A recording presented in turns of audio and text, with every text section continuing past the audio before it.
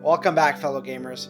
I have for you today another anti-deck tech for Commander, this time for Karador. Karador is one of my favorite generals. I've got a special spot for him. When the Commander product first came out, this was the first deck I made out of all the generals that were available, and I just went gung-ho with it. By far, one of my favorite decks to pilot. Something that one of my friends always said is that I never looked worried when piloting that deck.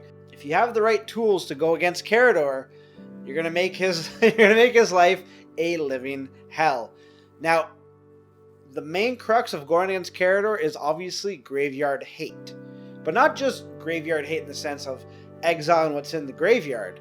You got to exile what's in his hand. You got to exile what's in his deck. You got to exile what's on the battlefield.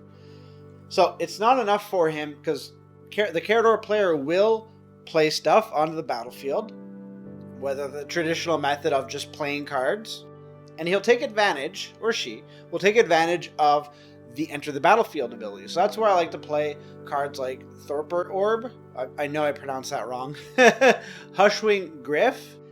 So those stop cards from having the ability of triggering their enter the battlefield effects. Now, a Karador player will be playing a lot of hate for creatures because they want to get creatures into your graveyard as well. So that will cause Hushwing Griff to probably not be around for long. So that's where I like to play mass indestructibility for my own creatures. Obviously, Avacyn of Hope is one of the funner cards to play. Having everything indestructible and having Avacyn herself indestructible. But I also like to play Archangel Avacyn. The reason that I play Archangel Avacyn is I want somebody to waste like a Wrath of God or Damnation on the whole board state, hoping to blow up everything and just end up having their stuff blown up. And I like to follow that up now that their graveyard is full of stuff, because you don't want stuff staying in the graveyard. That's where the exiling and the graveyard hate comes into play. So things like Rest in Peace, Bojuka Bog afterwards is great. Leyline of the Void.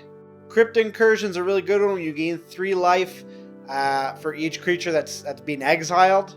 Angel of Finality. There are so many cards that target graveyard for exiling, and that's where you got to go. You got to exile stuff, as I mentioned before. Get things out of there. Get them out of the game. But I also like to, as I mentioned, target cards even before they get into our hand or on the battlefield. And I do that with cards like Ashiok. I really like Ashiok. He's really strong. Exiling 3 cards, you might get some lands or something, but if you can protect him and consistently get use out of his abilities, you're going to be in a good spot to exile a lot of good stuff. But I also like to use Jester's Cap.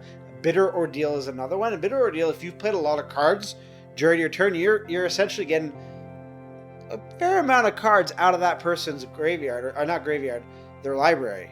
A card that's pretty interesting is Never Ending Torment. Now, it is a card that you need to be careful of because there is some downside to it.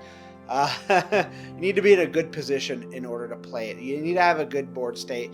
Need to be able to, that's like the cherry on top when things are going really well. You don't want them to make a late stage comeback. And always, if they're on the battlefield, you don't want them going anywhere. Cards like Oblivion Ring and all those enchantments that exile something temporarily, keeps it in limbo. Yeah, they could get it back, but if you've got like Avacyn Angel of Hope, you're good. You're good in the sense that those enchantments are going to be removed. But there's also another card that I like to use that protects enchantment. It gives them Shroud, essentially. And that's Sterling Grove. Sterling Grove is interesting because if ever it's going to be destroyed, well, now you can just sack it, get another enchantment, hopefully something that's impactful. And another synergy that's really strong, or another card that really takes advantage of this deck for Karador, is Survival of the Fittest. It's now a bit harder to find now that it's a bit more expensive. It's on the reserve list. So you might not run into it against your Karador player. But if they do have it, it's such a strong card. By playing cards that do not allow a player to search their library, will just buck that trend right away. So the main one, like the Granddaddy, is Stronghold. That's a card I put in all my red decks, just because it's so strong. Like with fetch lands and tutors, it's such a good card. But there's also Mindlock Orb, which does half of that ability, so no searching for cards, whereas Stranglehold has that no cards, but also no extra turns.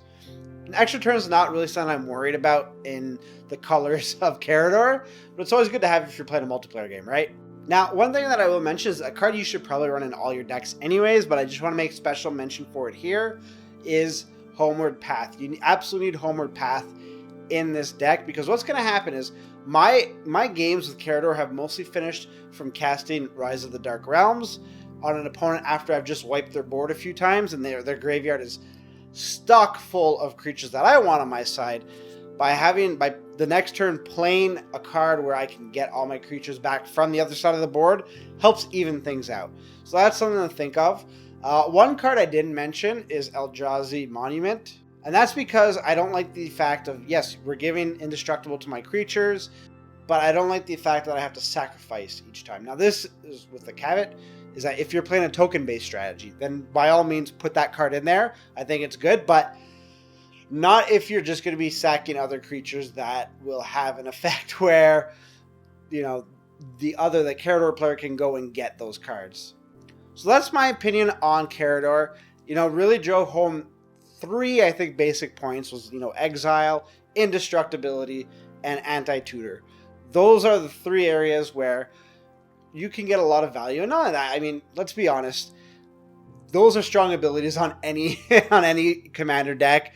Exiling is just so permanent, and that's the way it's designed, obviously, with the exception of the newer Eldrazi's.